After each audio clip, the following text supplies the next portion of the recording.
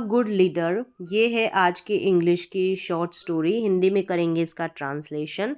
इस स्टोरी के हेल्प से आप इंग्लिश के हर एक स्ट्रक्चर को बारीकी से सीख पाएंगे और समझ पाएंगे। इसके साथ ही साथ कई सारे इंग्लिश के नए वर्ड मीनिंग भी यहाँ पर आप सीखेंगे और ग्रामर का जो पार्ट है उसको भी कवर करेंगे।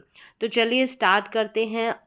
एक गुड मतलब अच्छा, लीडर मतलब कि नेता। लीडर यहाँ पर नाउन है, गुड यहाँ पर एडजेक्टिव है। एक अच्छा नेता। वन डे, एक दिन, इलेक्शंस। अब यहाँ पर देखें वर्ब दे रखा है, फिर गोइंग, टू बी के साथ वर्ब की, टू बी के साथ वर्ब की थर्ड फॉर्म है। टू बी के साथ इस तरीके से वर्ब की थर्ड फॉर्म आएगी तो सेंटेंस जो है पैसिव में जाएगा। ये पास्ट इंडेफिनिट का ही पैसिव है। जब हम वॉज टू के साथ वर्ब की फर्स्ट फॉर्म लगाते हैं, वर टू के साथ वर्ब की फर्स्ट फॉर्म लगाते हैं, यानी कि कोई काम करना है इस सेंस में। जैसे कि मुझे जाना है तो आई वॉज टू गो, मुझे आना है आई वॉज टू कम। इस तरीके से सेंटेंसेस बनाते हैं। लेकिन जब उसका पैसिव बनाते हैं तो वॉज और वर्ब के बाद में टू बी लगाकर वर्ब की थर्ड फॉर्म लगा दी जाती है। जैसे यहाँ पर एक चीज़ और है, गोइंग लगा रखा है बीच में। गोइंग से ऐसे सेंस आ जाता है कि जो भी काम किया जाना था वो आजकल में, यानी बीते हुए समय की बात हो रही है, आजकल में होने वाला है। इस सेंस में गोइंग का इस्तेमाल होगा। तो वन डे इलेक्शंस वर, प्लूरल है इसलिए वर का प्रयोग हुआ है। इलेक्शंस मतलब कि एक दिन चुनाव जो है। होल्ड का मतलब होता है, होल्ड की ही ये हेल्ड थर्ड फॉर्म है, आयोजित करना। तो एक दिन चुनाव आयोजित किए जाने को थे। इस तरीके से हम अनुवाद करेंगे। कहाँ पर? इन द फॉरेस्ट, जंगल में ये काम किया जाने को था। और गोइंग से पता चल गया कि आजकल में होने वाला था। ऑल द एनिमल्स, सारे, तो ये पास्ट इंडेफिनिट का ही सेंटेंस है। ऑल द एनिमल्स यानी कि सभी जानवर। हैड प्लस वर्ब की थर्ड फॉर्म गैदर्ड। गैदर का मतलब होता है इकट्ठा करना। अब ये जो है पास्ट का परफेक्ट टेंस का सेंटेंस है, गैदर इकट्ठा करना। तो सारे एनिमल्स हैड गैदर्ड टुगेदर, एक साथ इकट्ठे हो चुके थे, एक साथ इकट्ठे हुए थे। आफ्टर द वोटिंग यानी कि वोटिंग के बाद, मतदान के बाद, द काउंटिंग, जो काउंटिंग है गिनती है, वॉज डन। जब वोटिंग हो गई, जो काउंटिंग है वो गिनती यानी गिनने की जो अवस्था है, जो काउंटिंग है, ये सब्जेक्ट के रूप में है। ठीक है, आईएनजी है, आईएनजी में है, लेकिन ये एज अ सब्जेक्ट यहाँ पर जिरंड काम कर रहा है। यानी सब्जेक्ट के रूप में और ऑब्जेक्ट के रूप में आईएनजी फॉर्म में जिरंड का प्रयोग किया जाता है।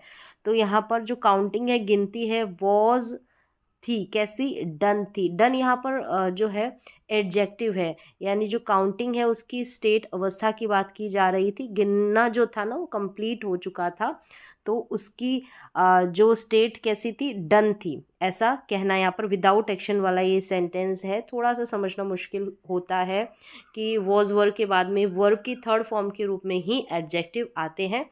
तो आप जैसे जैसे पढ़ते जाएंगे वैसे वैसे समझ में आता जाएगा। फिर आगे देखें, द जैकल। जो जैकल है यानी कि गीदड़ या कह सकते हैं सियार। वॉज डिक्लेयर्ड, यानी ये सिंगुलर सब्जेक्ट है तो वॉज आया। अब ये डिक्लेयर्ड किया जा चुका था, यानी कि कोई काम किया जा चुका था, इस जैकल के ऊपर हुआ है। तो ये पास्ट इनडेफिनिट का पैसिव है। पैसिव में क्या होता है? वॉज वर्ब के साथ वर्ब की थर्ड फॉर्म का प्रयोग किया जाता है। एज के रूप में, द न्यू किंग यानी नए राजा के रूप में जो है जैकल को डिक्लेयर्ड किया जा चुका था। डिक्लेयर करना मतलब घोषित किया जा चुका था, घोषित कर दिया गया था जैकल को नए राजा के रूप में। फिर आगे देखें, हिज कॉम्पिटिटर यानी जो उसका कॉम्पिटिटर का मतलब होता है प्रतियोगी या प्रतिद्वंदी। कॉम्पिटिटर कौन था? द फॉक्स था। ठीक है, फिर यहाँ पर कॉम्पिटिटर का नाम भी दे दिया इस तरीके से। हैड प्लस लॉस्ट यहाँ पर वर्ब की थर्ड फॉर्म का प्रयोग किया गया है। लूज, लॉस्ट, लॉस्ट, इस तरीके से तीनों फॉर्म होती है। और लूज का मतलब हार जाना, तो हार गया था या हारा हारा गया था या हारा जा चुका था, इस तरीके से हिंदी में translation. The fox had lost the election, यानी कि जो है चुनाव, वो कौन हार गया था? द फॉक्स, जो उसका कॉम्पिटिटर था, जैकल का, सियार का, गीदड़ का। तो यहाँ पर पास्ट का ये परफेक्ट टेंस का सेंटेंस है, हैड प्लस वर्ब की third form. Lose, lost, lost, हार जाना, इसकी ये तीनों फॉर्म है। यहाँ पर जो है वर्ब की थर्ड फॉर्म का प्रयोग हुआ है। आगे देखें, नाउ, अब the fox, want first form, wanted, चाहता था। वॉन्ट का मतलब चाहना, तो चाहता था सिंपल पास्ट का ही ये एफर्मेटिव सेंटेंस है। तो यहाँ पर वॉन्टेड के बाद में टू प्लस वर्ब की फर्स्ट फॉर्म का प्रयोग होता है, इन्फिनेटिव का प्रयोग होता है। रिवेंज यानी कि बदला। तो फॉक्स क्या चाहता था? बदला लेना चाहता था। सो इसलिए ही थॉट ऑफ अ प्लान, तो उसने क्या सोचा? एक योजना सोची, एक प्लान सोचा। थिंक की, थिंक की सेकंड फॉर्म है थॉट, सिंपल पास्ट का ही ये एफर्मेटिव सेंटेंस है। चलिए आगे देखें, the fox set a trap. यहाँ पर फॉक्स ने, ये जो है सेट, यहाँ पर सेट के बाद में, सेट के बाद में ऑब्जेक्ट आएगा, सेट रखना या बिछाना। तो यहाँ पर ये ट्रांजिटिव वर्ब है और ये एक ऑब्जेक्ट लेती है अपने बगल में। सेट के बाद में एक ऑब्जेक्ट है, ट्रैप, यानी कि एक जाल बिछाया। सिंपल पास्ट का ही ये वाक्य है। एंड कीप की सेकेंड फॉर्म कैप्ट हो गई। सम, कीप का मतलब रखना, तो कैप्ट का मतलब रखा। सम मीट देयर, देयर यानी वहाँ, मीट यानी थोड़ा मांस वहाँ रखा। दैन फिर ही वेंट, गो की सेकेंड फॉर्म, वेंट चला गया, कहाँ, किसकी ओर? टू द जैकल, जैकल के पास चला गया, जैकल की ओर चला गया। एंड सिंपल पास्ट का ही वाक्य है, एफर्मेटिव सेंटेंस है। एंड सेड, कहा, बोला, योर हाईनेस, यहाँ पर जैसे योर हाईनेस हो सकता है, हिज हाईनेस हो सकता है। ये जो है रॉयल फैमिली के मेंबर्स को एड्रेस करने के लिए, संबोधन करने के लिए इस तरीके से यूज़ किया जाता है, योर हाईनेस। सम मीट यानी कि कुछ मीट, इज़ के बाद में जैसे ये देख रहे हैं आप, लाइंग अनअटेंडेड, ये लाइंग आईएनजी रूप में भी एडजेक्टिव का प्रयोग होता है। यहाँ पर भी कोई एक्शन नहीं हो रहा है कि और लाइंग का मतलब होता है पड़ा हुआ या लेटा हुआ, पड़ा हुआ कह सकते हैं, लेटा हुआ कह सकते हैं। और अनअटेंडेड का मतलब होता है अकेला या बिना देखभाल के कह सकते हैं, ठीक है। और लाइंग का मतलब जैसे मैंने बताया पड़ा होना, लेटा हुआ। अगर हम साथ में इसको कंबाइन कर दें, लाइंग अनअटेंडेड मतलब लावारिस पड़ा हुआ होना। तो यहाँ पर कुछ मीट जो है उसकी बात की गई है और उसकी स्टेट, अवस्था की बात की गई है। यहाँ पर कोई एक्शन परफॉर्म नहीं हो रहा, तो लाइंग अनअटेंडेड यहाँ पर एज अ एडजेक्टिव के रूप में काम कर रहे हैं। अंडर अ ट्री, एक पेड़ के नीचे जो है लावारिस पड़ा हुआ है। ये सिंपल प्रेजेंट टेंस का ही साधारण सा वाक्य है, विदाउट एक्शन वाला, जहाँ पर स्टेट ऑफ बीइंग यानी कि जो अवस्था होती है सब्जेक्ट की, वो बताई जाती है। यू कैन गो, कैन के साथ वर्ब की फर्स्ट फॉर्म का प्रयोग होता है, कैन मॉडल के साथ। तो यहाँ पर जैसे कैन मॉडल का यूज़ किया गया है, यू कैन गो, तुम जा सकते हो, परमिशन देने के लिए। You can go and eat, तुम जा सकते हो और उसे खा सकते हो। इट यहाँ पर मीट के लिए यूज़ हुआ है। दैन जैकल रश्ड, रश से रश्ड यहाँ पर सेकेंड फॉर्म है। रश का मतलब होता है जल्दबाजी करना, हड़बड़ी करना, तुरंत जाना।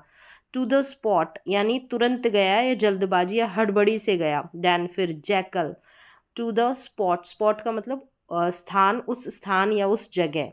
द स्पॉट की द लगाया गया है स्पॉट के लिए, क्योंकि वो कहाँ पर पड़ा है, एक निश्चित प्लेस है, अंडर अ ट्री, एक पेड़ के नीचे पड़ा है, ठीक है, नोन है वो जगह। तो then jackal rush to the spot, यानी उस स्थान पर वो जल्दी से हड़बड़ी से गया। सिंपल पास्ट का affirmative sentence as soon as, यानी जैसे ही उसने पिकअप करना, उठाना, पिक्ड अप यहाँ पर सेकेंड फॉर्म है। सिंपल पास्ट का एफर्मेटिव सेंटेंस द मीट, यानी उसने उठाया उस मीट को। ही गॉट, ये जो गॉट है स्टेट अवस्था में परिवर्तन हो जाना, इज एम आर का यूज़ भी किया जाता है, ठीक है। यानी कि वो उस अवस्था में है, कोई पर्सन जो सब्जेक्ट है, लेकिन एकदम से स्टेट अवस्था में परिवर्तन होता है तो वहाँ पर गॉट, गेट इनका यूज़ किया जाता है। तो यहाँ पर गॉट जो है वर्ब की सेकेंड फॉर्म है, ठीक है। गॉट सिंपल पास्ट का वाक्य है। कॉट जो है एज अ वर्ब भी यूज़ होता है, एज अ एडजेक्टिव यहाँ पर यूज़ हुआ है, क्योंकि गॉट के साथ हम जो है, ये तो ऑलरेडी वर्ब की सेकेंड फॉर्म है, हम वर्ब की सेकेंड फॉर्म दोबारा से यूज़ नहीं करेंगे। तो he got caught in the trap, यानी ट्रैप में वो पकड़ा गया, ट्रैप में वो फंस गया, इस तरीके से कह सकते हैं, पकड़ा गया या फंस गया जाल में। द फॉक्स, तो यहाँ पर कॉट भी एज ए एडजेक्टिव विशेषण यहाँ पर यूज हुआ है, क्योंकि वर्ब यहाँ पर जो है आ गई है गॉट। सिंपल पास्ट का affirmative sentence the fox called, यानी पुकारा, बुलाया, सिंपल पास्ट का ही ये भी सेंटेंस है। कॉल्ड सेकेंड फॉर्म है।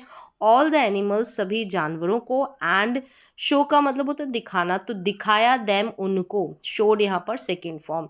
द जैकल को, उन सभी को, जैकल को दिखाया, सियार को दिखाया। एंड सेड, बोला, कहा। अ गुड लीडर, एक अच्छा लीडर, नेता। शुड प्लस वर्ब की फर्स्ट फॉर्म का प्रयोग, शुड मॉडल का यूज़ किया गया है। एडवाइस देने के लिए, सलाह देने के लिए शुड मॉडल का यूज़ किया जाता है। तो क्या एडवाइस दी उसने, शुड के साथ वर्ब की फर्स्ट फॉर्म का प्रयोग होगा, एक अच्छे नेता को। और हिंदी में इसका जो मतलब जाएगा, चाहिए के सेंस में जाएगा। कंट्रोल करना, मतलब कि काबू में करना या फिर नियंत्रित करना। तो एक अच्छे नेता को क्या होना चाहिए, शुड कंट्रोल हिज डिज़ायर्स, जो उसके डिज़ायर्स है, जो उसकी इच्छाएं हैं, आकांक्षाएं हैं, उनको नियंत्रित यानी काबू में करना चाहिए। एंड शुड नॉट, ये नेगेटिव है इसी का ही, यहाँ शुड के बाद में नॉट लगाकर फिर वर्ब की फर्स्ट फॉर्म लगाएंगे। अगर नेगेटिव बनाते हैं शुड के साथ तो नहीं करना चाहिए। क्या नहीं करना चाहिए, बिलीव, विश्वास, अदर्स, अन्यों पर, दूसरों पर विश्वास नहीं करना चाहिए। विदाउट थिंकिंग, यानी बिना सोचे, विदाउट के बिना, किसके बिना, सोच के बिना, बिना सोच समझकर, बिना सोच के बिना। तो यहाँ पर देख सकते हैं बिना सोचे किसी पर विश्वास नहीं करना चाहिए। जो थिंकिंग है ना, ये भी आईएनजी में है, आईएनजी वर्ब में है। तो और ये जो विदाउट है यहाँ पर प्रपोजिशन के बाद इस तरीके से वर्ब में आईएनजी आता है तो वो इंग्लिश की ग्रामर में जिरंड कहलाता है। जिरंड का प्रयोग जो है as a subject, as a object use किया जाता है, और जो प्रपोजिशन होता है उसके ऑब्जेक्ट के रूप में भी हम जिरंड का प्रयोग करते हैं। जिरंड मतलब वर्ब में आईएनजी लगा रहना, और वर्ब में आईएनजी प्रेजेंट पार्टिसिपल में भी होता है, लेकिन इन दोनों की कंडीशन, जो शर्तें होती है वो अलग अलग होती है, जो नियम होते हैं। चलिए आगे देखें। The jackal can never be, तो कैन मॉडल का यहाँ पर प्रयोग हुआ है। फिर यहाँ पर कभी नहीं, नेवर का मतलब, और बी का मतलब होना। तो can be, could be, should be, इस तरीके से हम मॉडल वर्ब के साथ बी लगा देते हैं, और बी के बाद में कोई एक्शन नहीं बताते हैं। हम या तो एडजेक्टिव का यूज़ कर देते हैं, यानी कि सब्जेक्ट को, जैसे हम इज, एम आर, वॉज, वर के बाद में हम विदाउट एक्शन वाले सेंटेंसेस बनाते हैं, यानी सब्जेक्ट को कुछ या कहीं पर होना चाहिए। तो सेम यही सेंस देता है। यहाँ पर ये कैन के साथ बी लगा है, विदाउट एक्शन वाला सेंटेंस है, यानी कि क्या होना, क्या हो सकता है या क्या नहीं हो सकता है। तो कभी नहीं दे रखा है यहाँ पर, नेवर नेगेटिव सेंस में। तो the jackal can never be, यानी कि जैकल जो है कभी नहीं हो सकता अ गुड लीडर, एक अच्छा नेता, एक अच्छा नेता जैकल सियार कभी नहीं हो सकता है। तो यहाँ पर बी के बाद में कोई एक्शन नहीं परफॉर्म हो रहा है। तो इस तरीके से मॉडल वर्ब के साथ भी बी लगाकर हम विदाउट एक्शन वाले सेंटेंसेस भी बना सकते हैं। तो इस तरीके से शॉर्ट और सिंपल स्टोरी थी, और मैंने कोशिश की है इस स्टोरी को टेंसेस के सभी स्ट्रक्चर के साथ समझाने की। उम्मीद है आपको समझ में भी आए होंगे।